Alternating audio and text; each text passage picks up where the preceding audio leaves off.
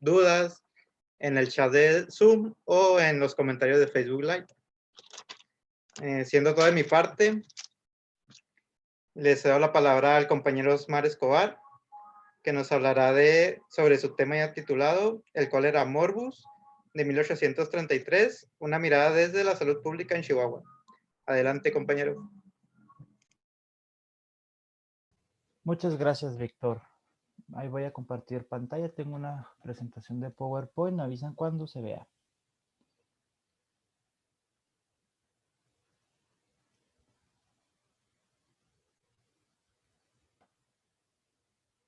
¿Ya se ve?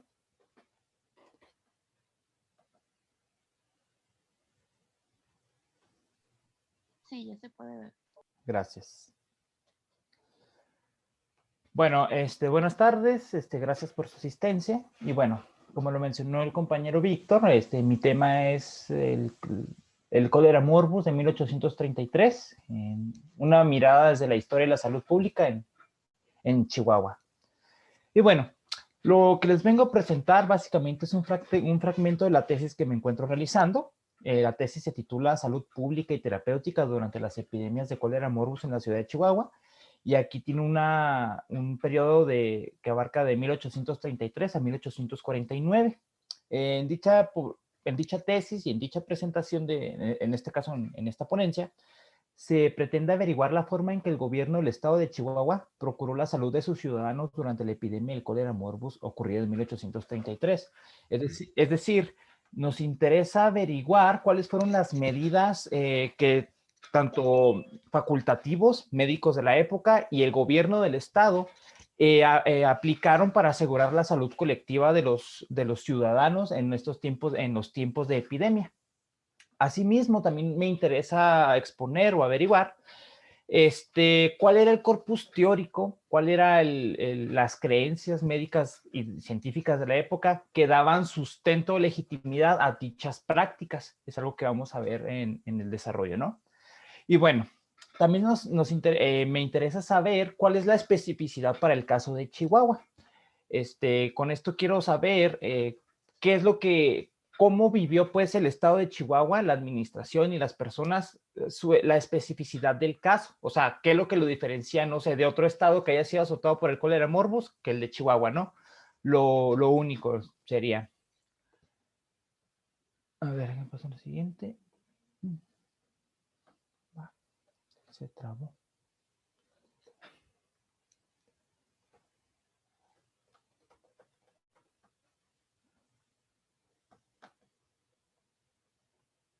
Ok. ¿Cuáles son las fuentes? Bueno,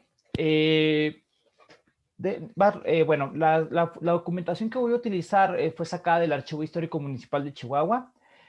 Pertenece específicamente al Fondo de Independencia en la sección de Salud Pública. Ahí se encuentran una serie de bandos, circulares y entre recomendaciones de los facultativos, ¿no?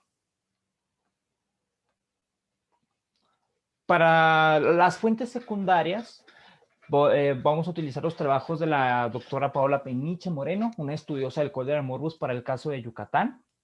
Las propuestas teóricas que hace, siento yo que rebasan, que no son exclusivamente del estado de Yucatán, sino que se pueden emplear para hacer interpretación de fuentes en otras partes del país. También voy a utilizar los aportes de la doctora Chantal Caramusel. Su obra es imprescindible para el estudio de las epidemias en el norte, tanto sus trabajos como los que hacen la red de historia demográfica que tiene su sede pues en el Colegio de Michoacán. También están los trabajos de la doctora Ana Lilia Oliver. Ella posee un estudio sociodemográfico para el caso Tapatío ahí en Guadalajara. Y bueno, algo también muy interesante y muy útil es la compilación hecha por Enrique Florescano y Elsa Malvido, que en este caso sería la historia de las epidemias en México, ya desde una perspectiva panorámica, y es una obra muy interesante y que resulta útil para el marco teórico, ¿no? Y bueno, ¿qué es la historia de la salud pública? Para poder definirla, voy a usar el concepto que utiliza Paola Peniche en su obra, citada ahí abajo. Y bueno, se entiende por historia de la salud pública como aquella que narra la forma en que los sistemas sociales, económicos y políticos inciden en la salud y enfermedad en determinada comunidad. sobre cómo las sociedades se condicionan para producir y transmitir patologías y las medidas empleadas por la gente a nivel colectivo e individual. Entonces, bueno, en una sociedad, en una estructura, se quiere saber pues cómo las medidas que hacen tanto para frenarlas y bueno, hay prácticas sociales que permiten propagar la misma epidemia, ¿no?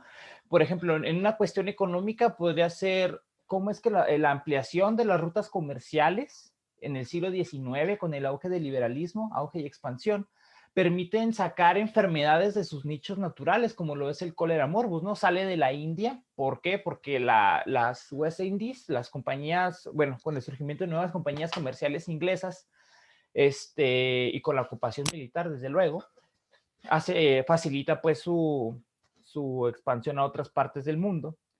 En cuestiones políticas, pues bueno, en México en el siglo XIX, ¿no? Es un constante caos y el no tener un gobierno concreto y seguro, pues no puede hacerse cargo de las cuestiones de salud pública y tenemos una sociedad, bueno, había pues una sociedad muy sucia, permitiendo un caldo de cultivo idóneo para las enfermedades, ¿no? Entonces eso es lo que vendría siendo la salud pública, es lo que nos va a narrar tanto qué medidas usaron, qué otras no, si fue eficiente o no, y bueno, también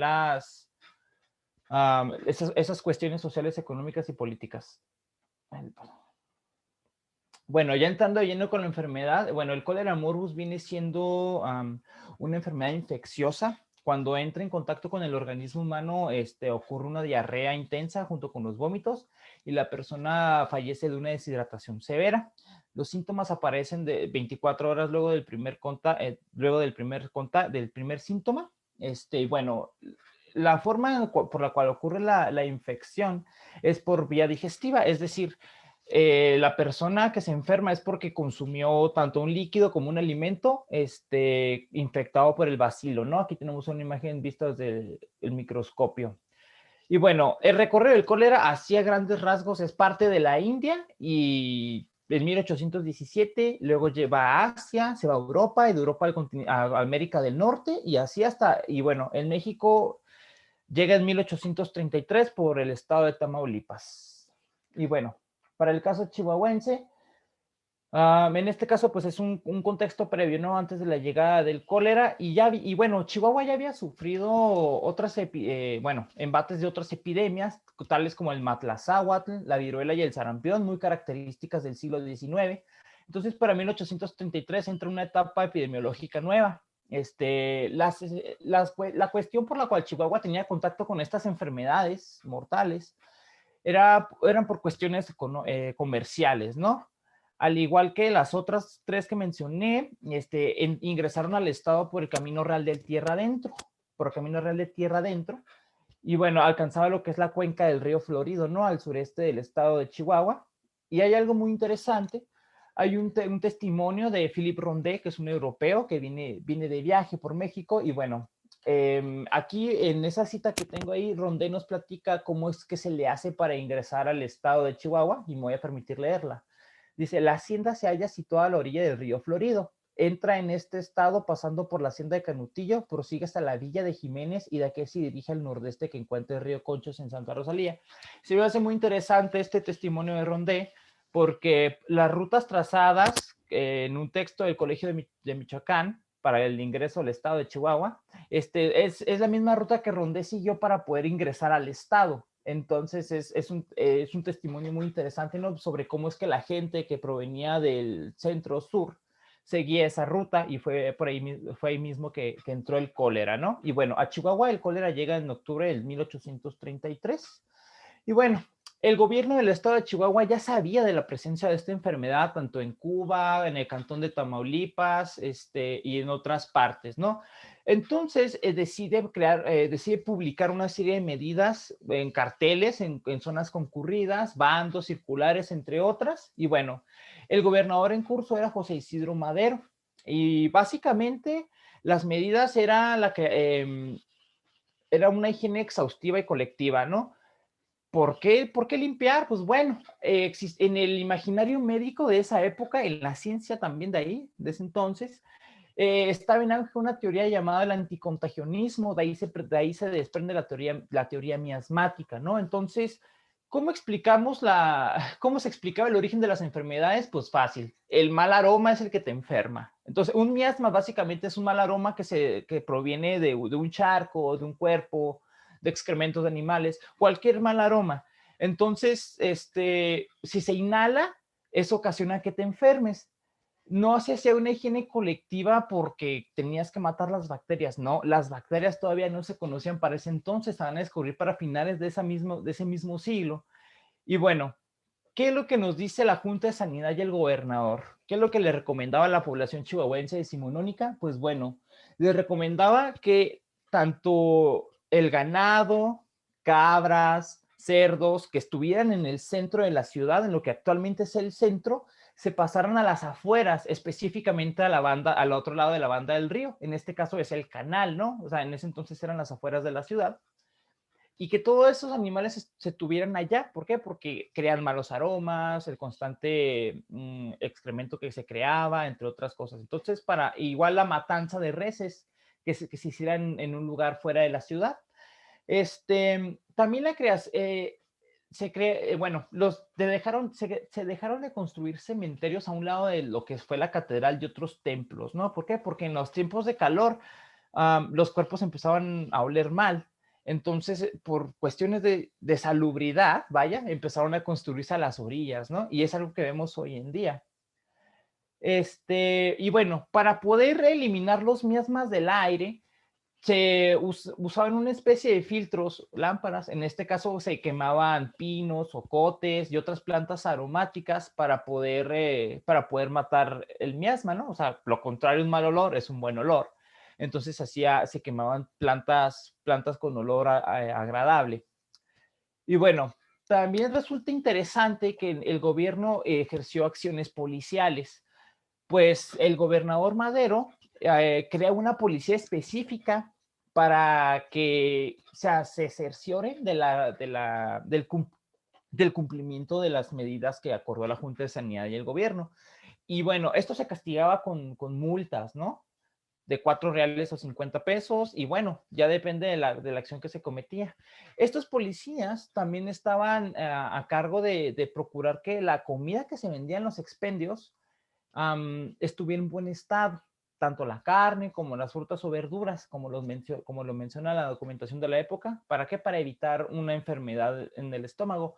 Aquí vemos como que un constructo también del cólera, porque, o sea, una cosa es una simple vasca y una diarrea, y otra cosa es el cólera, ¿no? Que te contagias por el bacilo. Entonces, básicamente querían eliminar cualquier forma para que te diera este tipo de enfermedades gastrointestinales, ¿no? Entonces, bueno, las conclusiones. A diferencia de hoy en día, o sea, bueno, lo que les quiero decir es que hoy en día escuchamos a un Gatell, por ejemplo, decirnos sobre la cuestión de la sana distancia, por ejemplo, ¿no? Porque ya sabemos que existen los virus, estos microorganismos. Y a diferencia de aquella época, pues no era así. La enfermedad no provenía de un enfermo a un sano, sino venía del medio ambiente. Entonces, como les mencionaba, no se recomendaba el distanciamiento social, sino la limpieza exhaustiva, y no precisamente para matar las bacterias, sino para acabar con la creación de malos aromas. Y bueno, el corpus teórico que sustentaba las creencias de los facultativos y los galenos de la época, pues era el anticontagionismo, ¿no? Y de ahí se desprenden los miasmas.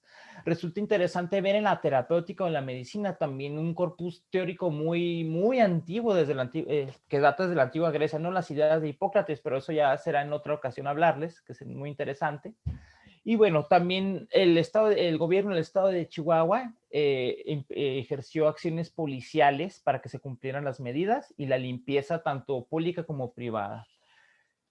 Y bueno, aquí tienen mi bibliografía. Yo sé que no lo alcanzan a ver, pero si alguien la requiere, con gusto se las puedo pasar. Y bueno, aquí termina mi intervención.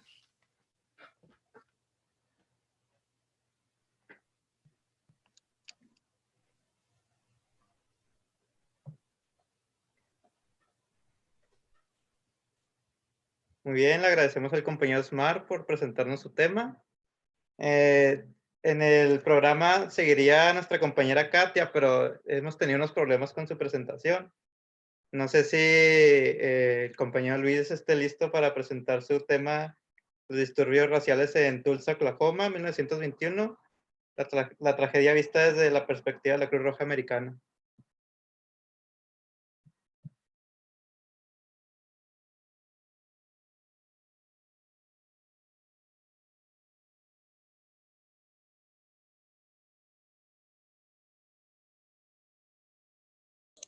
Disculpen, disculpen, tuve un problema, pero sí, sí, estoy listo.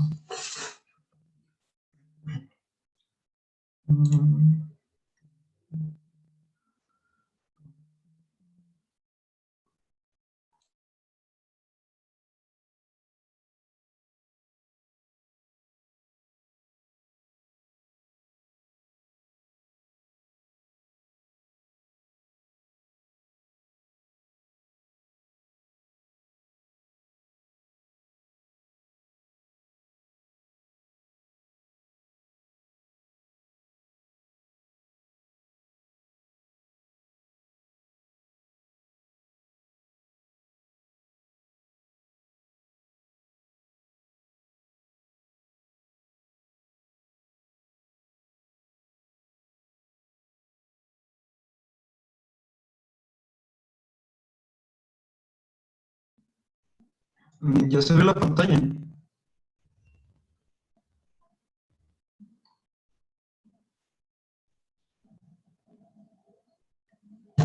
Sí, ya se ve. Ah,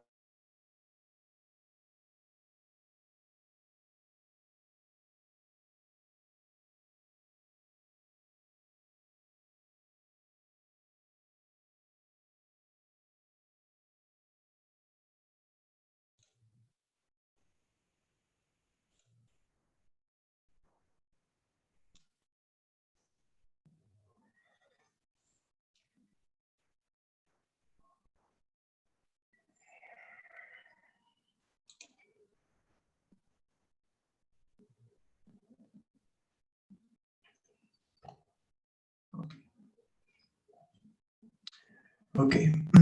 Bueno, este, este tema como tal no es parte de una tesis, pero se me hizo interesante investigar un poco sobre esto, aparte de que no hay mucho que se diga sobre la participación de la Cruz Roja en esta gran tragedia que ya se conmemoran el próximo 21 de mayo, los 100 años, uno de los peores sucesos de la historia de Estados Unidos del siglo XX.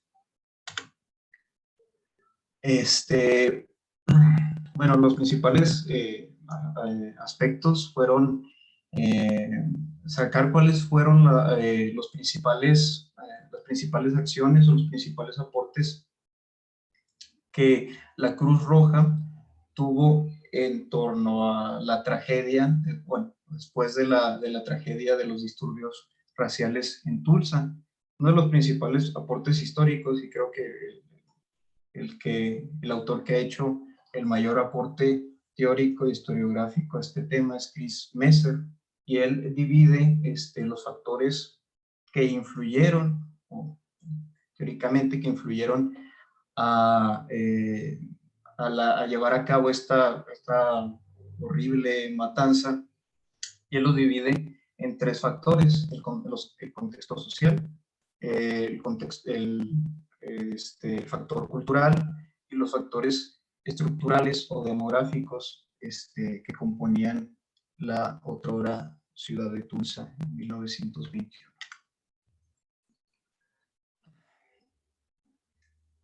Para entender más o menos en dónde estamos parados, tenemos que remontarnos al año de 1903. El estado de Oklahoma no se creó hasta ese año, en 1903, y durante esta etapa, a principios del siglo XX, ocurrió un gran boom petrolero en aquella región que revitalizó la economía como no tienen idea. Y dentro de este panorama, también a la par existían pues, legislaciones que abogaban sobre todo por la segregación racial, ¿no? Sobre todo de los afroamericanos. A estas leyes se les conocía popularmente como las leyes de Jim Crow. Jim Crow era un personaje caricaturesco, era una persona que se disfrazaba de un afroamericano y que hacía un número de baile. Y le llamaron leyes de Jim Crow en relación con estas leyes segregatorias. Tulsa era una ciudad que albergaba 100,000 habitantes en aquel entonces. Pero en esta ciudad, en este estado, que también había leyes segregatorias, había un caso particular. En el condado de Tulsa se dejaba que los afroamericanos se establecieran dentro de la ciudad, dentro del centro de la ciudad incluso, pero los afroamericanos no podían ir a los baños que los blancos, ¿no? Ni a los mismos comercios. Gente visionaria abrió los primeros comercios allá por el año de 1910 y 1911, y es cuando empieza a formarse una economía paralela a la economía de la Tulsa Blanca. Va a comenzar un mundo paralelo al de la Tulsa Blanca, y va a ser esta Tulsa de color que se le va a conocer como la Greenwood, el Greenwood District, que era básicamente un espacio muy, no tan reducido, pero que albergaba cines, comercios, teatros, exclusivamente para afroamericanos, ¿no?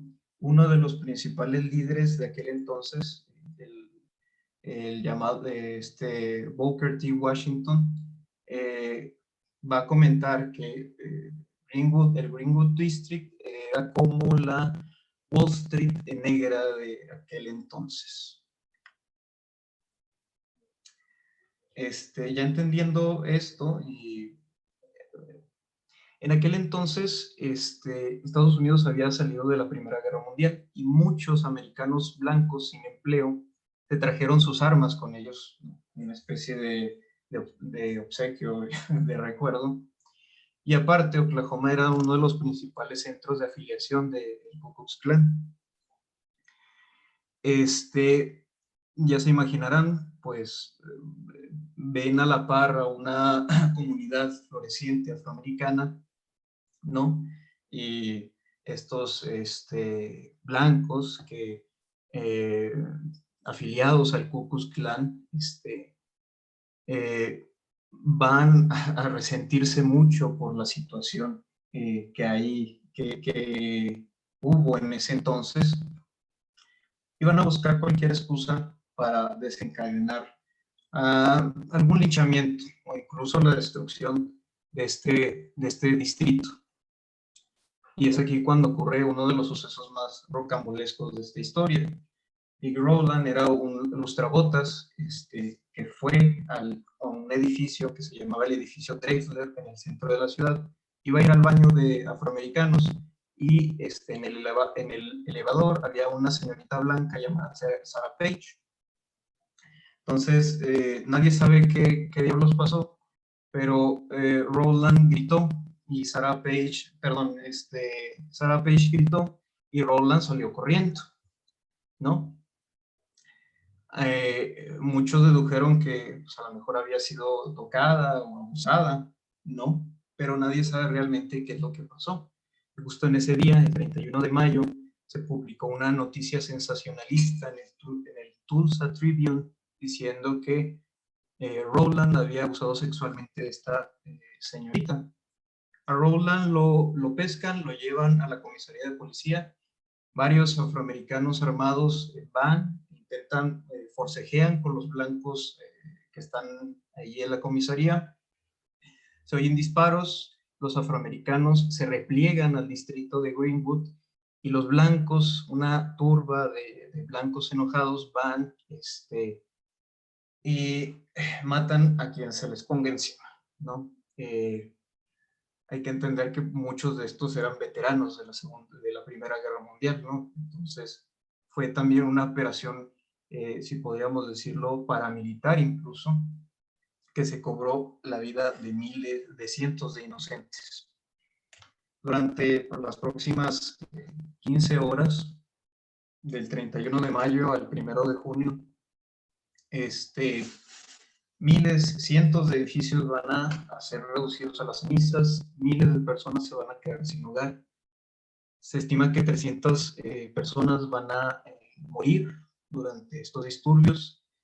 A muchas, y es una estimación, 300 quizás fueron más, pero a muchos los van a enterrar en fosas comunes y a muchos los van a arrojar a el río circundante. En aquel entonces era sí, todavía se le llama el río Arkansas. Se dice que muchos cuerpos fueron tirados a los ríos circundantes del condado de Tulsa, y a muchos los van a enterrar en fosas comunes que aún hasta el día de hoy no se descubren.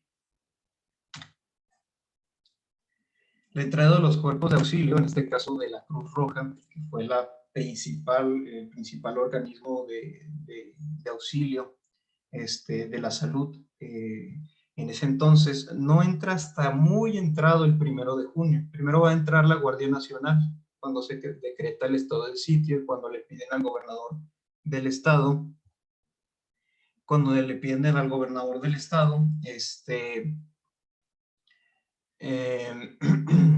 que mande tropas de la Guardia Nacional para guardar la orden en Tulsa. No es hasta muy entrado el 1 de junio que entran los cuerpos de auxilio de la Cruz Roja y amparan a la población damnificada. Dentro de los informes, y la Cruz Roja va a ser casi la única que haga informes serios sobre las consecuencias y los desastres de esta gran tragedia, van a estar entre las pérdidas más de 1,200 edificios incendiados, 300 de ellos presa de rapiña y robos, y 10,000 personas van a quedarse sin hogar. O sea, hace más de 2/4 de la población afroamericana en aquel entonces. En aquel entonces había 12,000 afroamericanos viviendo en el distrito de Greenwood, en el condado de Tulsa. 10,000 personas se van a quedar sin hogar. El principal centro de auxilio, un hospital improvisado, va a ser en el Booker T. Washington High School. Ahí se va a establecer el principal centro médico. Pero la mayoría de los centros médicos van a ser improvisados, no van a ser barracas. La mayoría van a ser atendidos pues con lo que tienen y como se puede, ¿no? Y vamos a tener que cientos de personas van a ir heridas por lesiones de armas de fuego. En los informes se dice que 331 personas tuvieron que recibir primeros auxilios. La Cruz Roja también va a ser uno de los principales organismos que va a apoyar económicamente a la reconstrucción, y lo digo entre comillas porque la verdad va a ser muy poco, pero es algo, ¿no? Junto con el apoyo de otra organización afroamericana dedicada a la caridad, y que van a apoyar económicamente a la recuperación de esta población. Pero lo que está roto ya no se va a poder arreglar fácilmente, y las pérdidas van a ser permanentes, ¿no? Muchos afroamericanos van a decidir irse de allí y no regresar jamás. La mayoría de los cuerpos de la Cruz Roja van a estar compuestos por enfermeras, y van a ser las enfermeras las que van a estar en la primera línea de ayuda y apoyo y auxilio a la población civil afroamericana. Muchos afroamericanos pequeños se van a quedar huérfanos, y estas mujeres se van a hacer cargo de ellos incluso hasta el año de 1922. La Cruz Roja va a seguir con sus operaciones de mantenimiento y auxilio a la población civil. Entonces, dentro de este panorama de desolación, la Cruz Roja fue uno de los organismos más importantes, si no es que el único, que ayudó no solo a la recuperación, a la salud de las personas, sino económicamente a la reconstrucción parcial de algunos hogares y algunos edificios de la región de Tulsa. Aún así, hasta nuestros días, no fue hasta 1950 cuando se empezó a hablar un poco de ello, pero era un silencio abismal, ¿no? El desastre de Tulsa no se va a llegar a hablar hasta 1990 con todo, con todos los detalles, ¿no? Y aún así es un tema muy escabroso allá en Estados Unidos. Es un tema muy delicado del que es muy difícil hablar. Entonces, eso sería todo por mi parte. Ahí tengo la bibliografía y muchas gracias.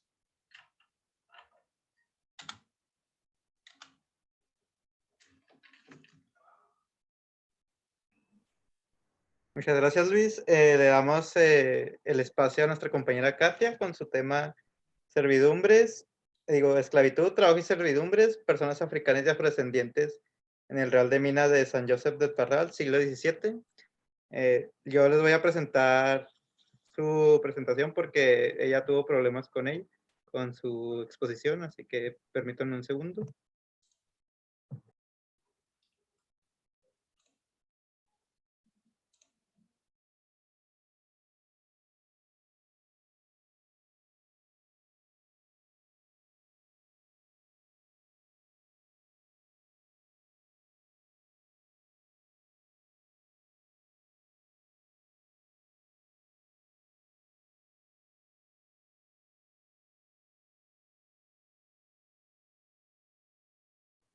¿Sí se logra apreciar?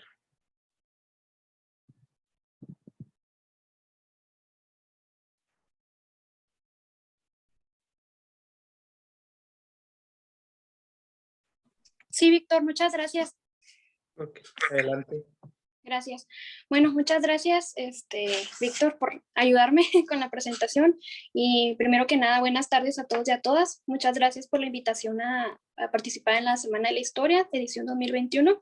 Para mí es un honor estar aquí nuevamente y pues, como dijo mi compañero, yo les voy a presentar pues un poco de lo que, más bien de lo que pretendo trabajar en mi proyecto de tesis, que es esclavitud, trabajo y servidumbre, esclavos negros y afrodescendientes en el Real de Minas de San José del Parral durante el siglo XVII.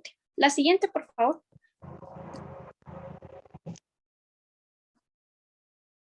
Bueno, yo lo que pretendo, con lo que justifico mi trabajo es de que el tema, pues principalmente en Chihuahua, el tema de la esclavitud sobre personas de origen africano es un tema muy poco estudiado y con ello también se ha creado la idea de que la esclavitud no, sobre este grupo de personas no existió como tal. Sabemos que hay estudios sobre esclavitud de indígenas y otros grupos, pero del grupo africano casi no hay estudios.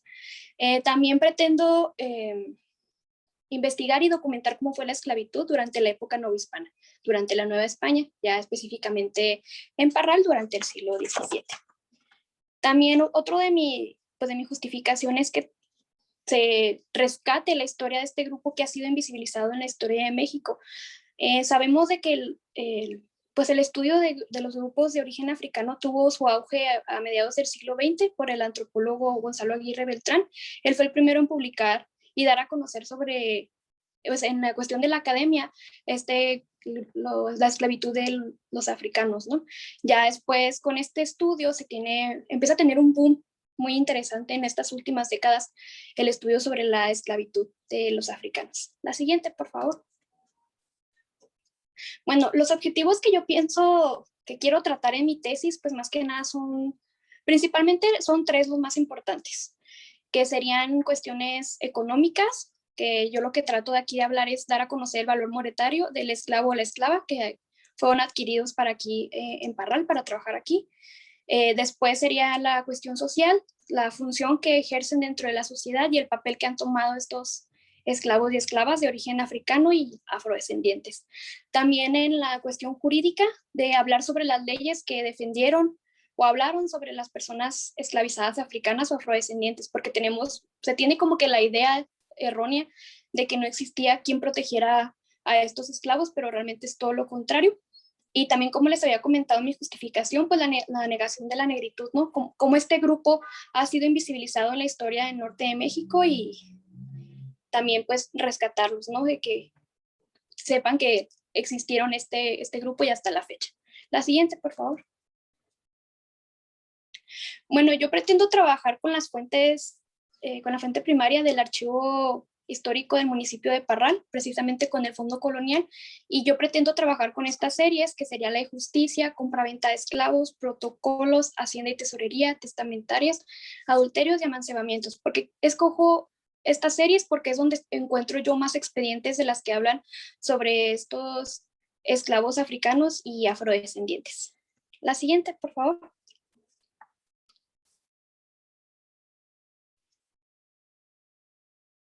Bueno, ahora sí, ya adentrándonos un poco más sobre este tema, pues como sabemos, con la conquista de México Tenochtitlan, pues se da la llegada de muchos españoles, ¿no? Principalmente se da la conquista en el centro y sur de la Nueva España, y ya después comienzan a expandirse hacia el septentrión hispano. Pues un factor muy importante sobre esta expansión es de los colonizadores, sobre la búsqueda de minas, ¿no? Acá en el septentrión hispano. Ya cuando se adentran aquí en el septentrión hispano, descubren las minas de Santa Bárbara y de Parral, aquí en la Nueva Vizcaya. ¿Por qué pongo estas dos? Porque fueron las más importantes para la Nueva Vizcaya y para la corona española. Ya en julio de 1631 se da la fundación de Parral, y con esto, gracias a sus ricas minas, se da una bonanza minera muy impresionante. La siguiente, por favor.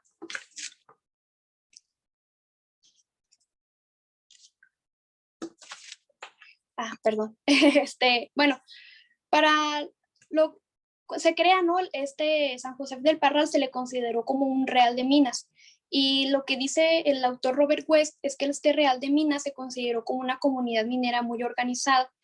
Y esto porque pues su factor principal era sobre todo con la explotación de metales y de minerales. Las minas de Parral contaban con una variedad riquísima de minerales y metales, pero principalmente la plata, que fue la que más extrajeron. Este real de minas, Parral, cobra una fuerza política muy importante, llega a tener un liderazgo muy fuerte, además de una importancia económica, pues debido a estas minas, ¿no? Siguiente, por favor.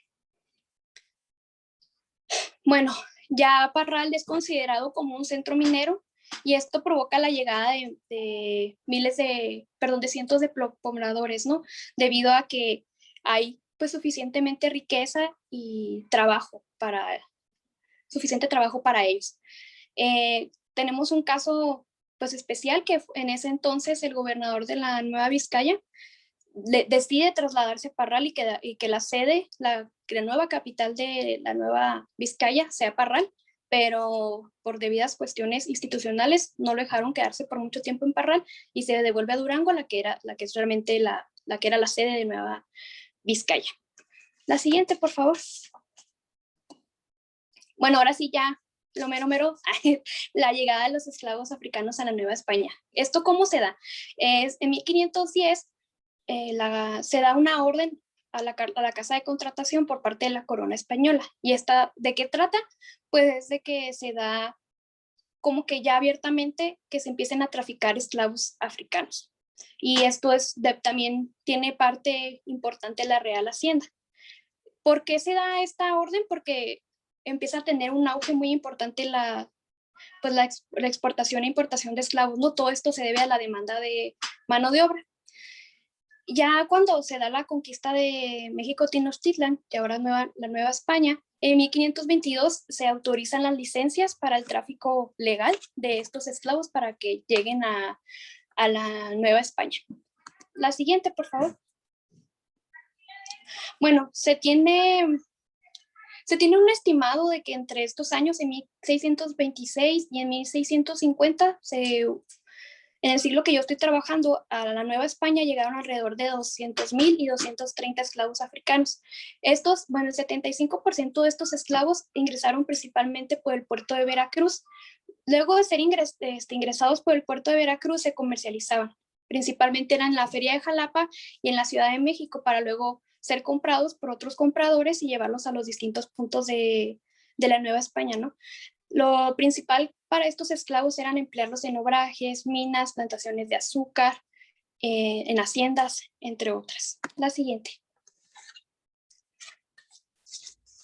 Bueno, aquí en Parral, la compra-venta de estos esclavos surge debido a las epidemias que ocurrieron durante el siglo XVI y XVII. Y esto causó que la población indígena que trabajaba bajo el sistema de encomiendas decayera, ¿no? Y esto causó pues una baja de producción muy importante en la minería, haciendo que afectaría pues a la producción de Parral, ¿no? Y esta falta de mano de obra se asentó pues en Nueva Vizcaya, siendo muy fuerte. Lo que pensaban los españoles era que los esclavos negros eran como personas más dóciles y más fáciles de tratar al momento de trabajar, ya que los indios bárbaros era muy difícil que quisieran trabajar bajo este sistema de encomiendas y aparte huían, y las guerras que había entre estos grupos, ¿no?, los españoles y los indígenas. Por eso optaron por los africanos. La siguiente, por favor.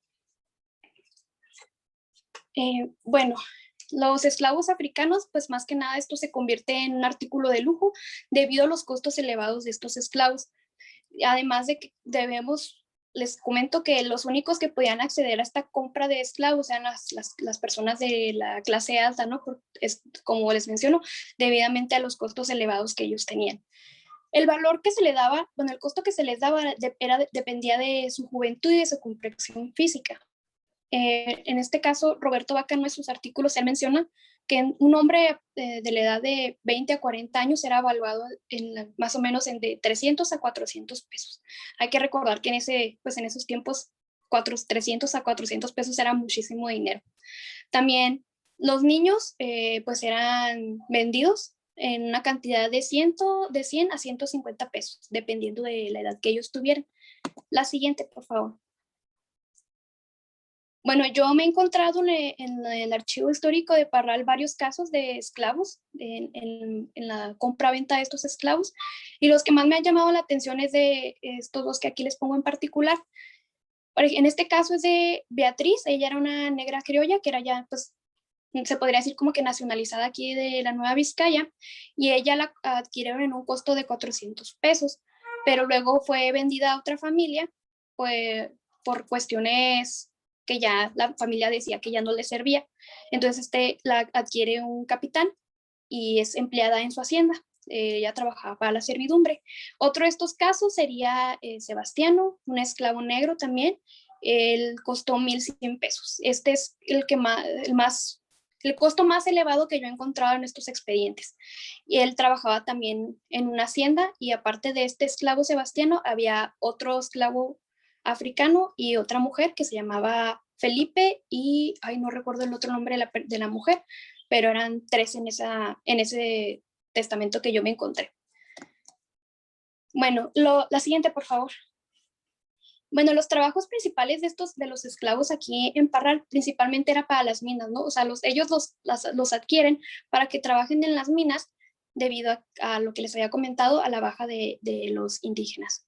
Pero realmente vieron que no eran tan efectivos, no sé por qué ellos consideraron que no eran tan efectivos, y los pasan de trabajar debajo de la tierra a que ellos sean los quebradores de metal.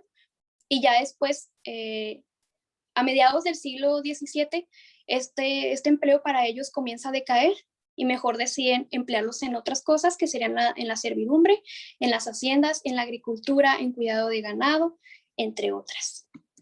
Bueno, yo ya pues no puedo decirles que tengo una conclusión porque estoy apenas trabajando en este proyecto, y pues ya cuando tenga más avances y una conclusión más certera, se las haré llegar. Muchísimas gracias, y les dejo ahí mi bibliografía.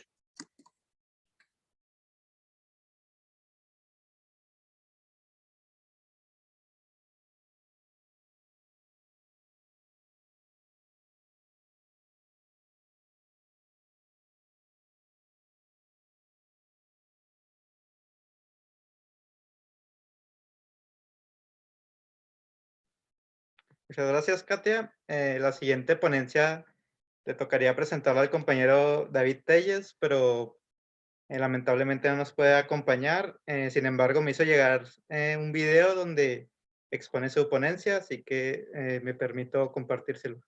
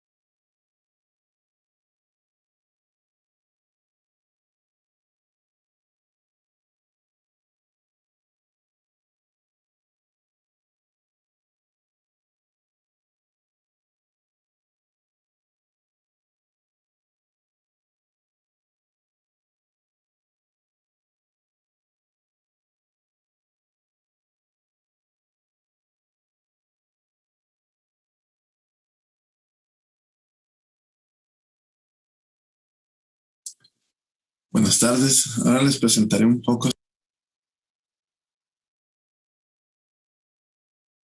sobre mi tema de tesis, sobre todo lo que llevo del... Una pregunta, ¿sí se escucha el video?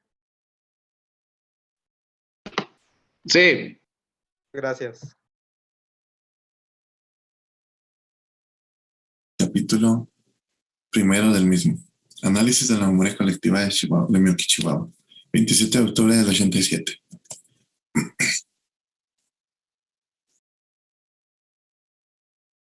El objetivo principal de mi tesis es analizar la memoria de los miyuquenses en base a los recursos, como la historia oral y además de la hemerografía misma. Se resaltará la importancia de esta leyenda por la ciudad de Miyuki. Además, se hará una comparativa para analizar la información y comprobar cuán olvidada ha estado esta leyenda en la actualidad. Para dar un contexto general del año a tratar, hay que tener en cuenta que en ese momento se estaba dando el sexenio de Miguel de la Madrid, o sea, la década perdida iniciada en 1980, la cual traía con ella una crisis económica en todo México y América Latina. ¿Por qué? Pues se dio una estabilidad en la canasta básica y una crisis bancaria en ese mismo tiempo. En México se dieron varias reformas, las cuales fueron consideradas como la política económica del desperdicio, pues además de dar un descenso en el Producto Interno Bruto del país, solamente sirvió para golpear el bolsillo mexicano. Por ende se dio descensos en los salarios y uno de los grandes elementos que dio muy vivido esto fue el tipo de cambio del peso dólar, que para principios de 1980 era de 57 pesos por dólar, llegó a ser 2.282 pesos por dólar en el 88. En los aspectos sociales era igual, no se lograba abastecer a la familia con los productos básicos, ya que no se podían obtener por los salarios. Se dio una disminución en el número de integrantes de familia, hijos, trataban de tener menos, por ende se dio también demasiado desempleo y se trataron de tener otras soluciones a estas crisis, las cuales fueron la migración al país de Estados Unidos, ya sea desde el ámbito ilegal o legalmente. Las personas que no lograron esa migración trataron de empeñar o hipotecar sus bienes, ya sea a bancos o agiotistas. La alza de la canasta básica, tanto en los productos de primera necesidad, carne, huevo, leches, abarrotes, eran demasiado caros y era muy poco probable acceder a ellos. Y para terminar con las cerezas en el pastel en esta década, se aumentó con el arrendamiento de las viviendas. Bueno, para todo este caos que se vivía en la década de los 80s, a finales, en una ciudad de Chihuahua, la de Miyuki, se dio un evento impactante que llegó a hacer que sus ciudadanos se olvidaran de su situación por un momento, el cual fue el supuesto avistamiento de los movimientos de Miyuki. Pocas más palabras, decían que unos niños habían visto unos extraterrestres que habían salido del patio de una casa. Este acontecimiento dio como resultado un evento que trajo consigo la visita a este pueblo de multitud de curiosos que venían a saciar dicha curiosidad. La leyenda urbana de los monitos de Miyuki. Para poder dar un análisis sobre este mismo evento, se hicieron entrevistas a personas que vieron el hecho de primera mano, personas que oscilan con una edad entre los 50 a 75 años, que son vecinos de la colonia donde se dio el supuesto avistamiento. Estas personas vivieron el evento cerca al formar parte como protagonistas, así como por el mismo hecho de ser vecinos de la colonia donde se dio. Ok, la leyenda urbana de los movimientos de Miyuki. Se entrevistaron a 5 personas distintas. Bueno, la última viene su testimonio a través de varios periódicos digitales que se mostrarán más adelante. Fueron el señor Aaron Robles, la señora María del Carmen, Francisco Paco Valenzuela y la señora Elizabeth Velables. Iniciando con la señora María del Carmen Corral, ella nos contaba acerca de la magnitud del hecho, que era algo trascendente y sobre todo impactante para la ciudad. Nos cuenta una pequeña versión de los niños, que prácticamente es la misma, niños que fueron a la casa de la familia Alvidre Espaillán y encontraron unos hoyos. De estos hoyos salieron unos monitos de unos 15 centímetros aproximadamente, que lo único que querían, según ellos, era jugar con los niños y conocer el lugar. De ahí en adelante nos cuenta acerca del escepticismo de sí misma, sobre todo porque decía que no le creyeron a los niños, tanto ella así como diferentes vecinos, pero a la larga de que empezó a darse cada vez más y más, pasarse la voz y empezar a darse una psicosis como tal, empezaron a creer sobre ello. Cuenta que en fechas actuales ya no he escuchado sobre el siniestro, pero que sí fue algo muy impactante para la ciudad de Milwaukee. La versión del señor Aaron Robles. El señor nos cuenta directamente también sobre lo que él escuchó sobre este supuesto avistamiento. Igual que la señora María del Carmen, nos habla acerca de los niños que vieron estos monitos, los cuales vinieron con la gente, trataron de decirles, no les creyeron, pero entre los dices de una y otra persona que los habían visto y no los habían visto, empezaron a creer y se empezó a dar una conglomeración de gente masiva en el lugar. Nos da detalles minuciosos de los monitos, pues decía que estos mismos monigotes, como se les decían, jugaban con los juguetes de los niños, como sobre todo con los carritos, como si fueran carros de verdad. Nos cuenta sobre el impacto de la noticia, que fue grande, que venía gente tanto de fuera del estado como fuera del país. Nos cuenta anécdotas tanto de su sobrino, que decía fue uno de los niños que vio a los monitos, así como de varias gente que había visto tanto a los monitos como ovnis que llegaron al lugar, contando que eran un estilo de bolas de luz o de fuego. Reafirma la llegada de la NASA a la ciudad, así como la trascendencia de la misma leyenda, que hasta la fecha de hoy él comenta que es realidad, sobre todo para su persona, que dice que él lo considera como algo verídico. Aquí podemos ver un poco sobre la cantidad de gente que venía a ver a los monitos a la casa de la familia Alvidre Espaillán, así como en la foto anterior. La siguiente versión es de Francisco Valenzuela, un ex agente de la Cruz Roja, quien le tocó auxiliar a la familia Alvidre Espaillán cuando sucede esto. Nos cuenta sobre la participación, la condición de la familia, tanto física como psicológica, pues las personas que habían ido a ver el hecho por sí mismas, era tanta la psicosis que ellos trataron de meterse a la casa y de hecho llegaron a meterse a la casa. Entonces por eso tuvieron que reaccionar y auxiliarlos de esta forma. Nos comenta la forma en la que él actuó para poder sacar a las personas, ya que mete la ambulancia de forma de que tape la entrada de la familia, de la casa de la familia, y de esa forma puede sacar a las personas. Nos cuenta también del examen que se les hizo a los niños en la misma Cruz Roja de Milwaukee para poder saber qué es lo que había sucedido. Entonces nos cuenta sobre un caso algo impresionante, pues dice que todos los niños, en las características que daban de los monitos, todos fueron coincidiendo unos con otros, así como en sus dibujos. Efectivamente, el señor Valenzuela nos cuenta de que él era escéptico a esto mismo, pero de que la cantidad de gente que llegaba a verlos le empezó a dar un estilo de credibilidad que, bueno, más bien una razón para creer que era verídico. Además de que la cantidad de gente que fue a ver a los monitos fue demasiada, con lo cual él dice que para Milwaukee esto fue algo que lo marcó totalmente. La versión de la señora Elizabeth Velarde Flores nos cuenta también, volvemos a lo mismo, al avistamiento de los niños. Efectivamente, tiene mucha similitud tanto con lo de la señora María del Carmen, así como del señor Aaron Robles. Los niños que van a jugar al patio de la familia Payá se encuentran en unas cuevitas, de ahí salen unos pequeños seres de 15 centímetros y de ahí en adelante, ¿no?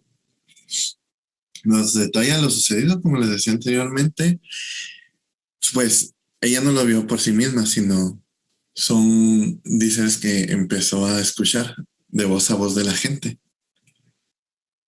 Nos da una comparación de la conglomeración de la gente al decir que parecía feria, algo similar que decía el señor Aaron Robles, lo cual es impresionante, pues con ello ya podemos darnos una idea de la cantidad de gente que iba a verlo.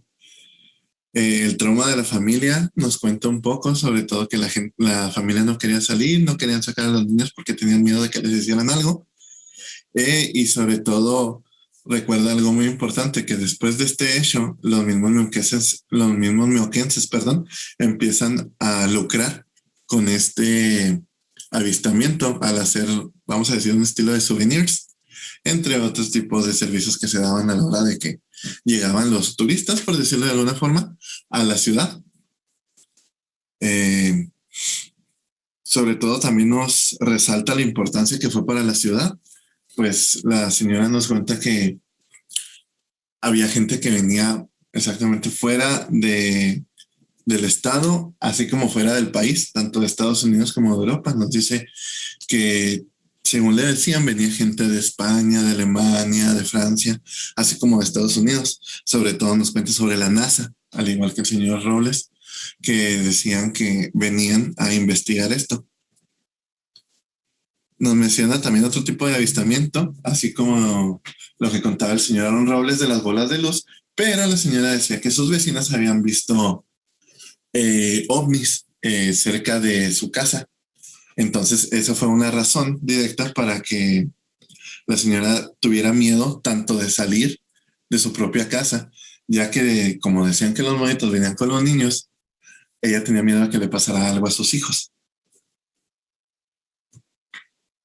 La versión hemerográfica o de Manuel Briceño, pues fue el periodista que cubrió la nota, nos da un sinfín de cantidad de puntos importantes de la anécdota, pues ya nos la extiende un poquito más, dándonos más rasgos de los monitos, nombres de la familia, las edades de los niños, que eran entre 7 y 11 años, y de ahí en adelante también acerca de la multitud de gente, pues él como periodista le empezó a llegar gente de todos lados, tanto del estado, así como llamadas en ese entonces de otros estados, cuenta de Hermosillo, cuenta de Coahuila, que le hablaban para poder saber sobre el hecho.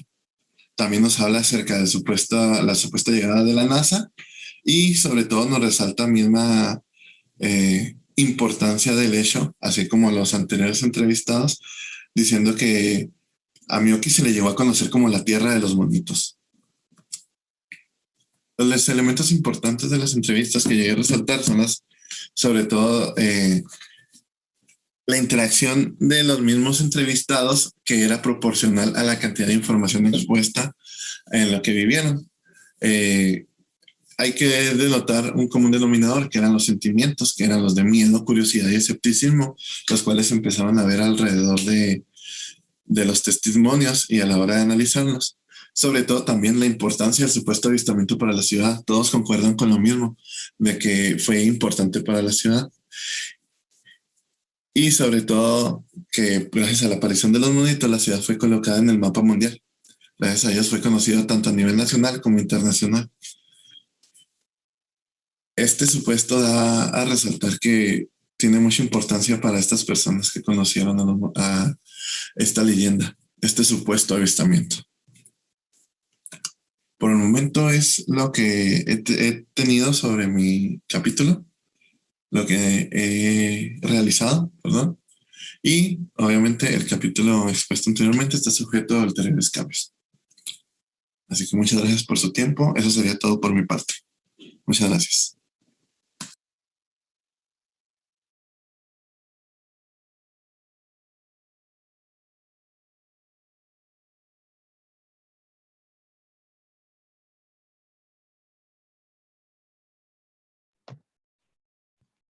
Bueno, siendo esta última la ponencia, no me queda más que agradecerles a nuestros compañeros y abrir el espacio de preguntas. Así que déjenme ver si hay. Aquí en el Zoom no se puede apreciar ninguna, pero en el Facebook sí me pareció ver una. Es para nuestra compañera Katia. La pregunta es, ¿a qué te refieres con negra criolla? Bueno, en ese expediente que me encontré yo, se refiere a la negra criolla, que es ya, podría decirse que ya estaba como, o sea, que ella fue nacida aquí en pues en la Nueva Vizcaya, bueno, en la Nueva España, porque en el expediente, ella cuando la venden ya tenía 30 años y se referían hacia ella que era una negra criolla. Y sabemos que con todo esto la revoltura de castas es todo un show, pero sí, eso significa que se podría decir que es como nacionalizada de aquí.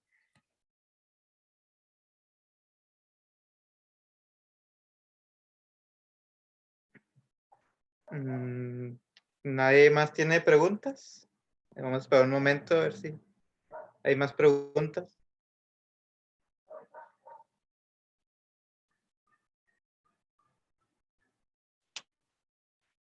¿O algún comentario de nuestros compañeros ponentes?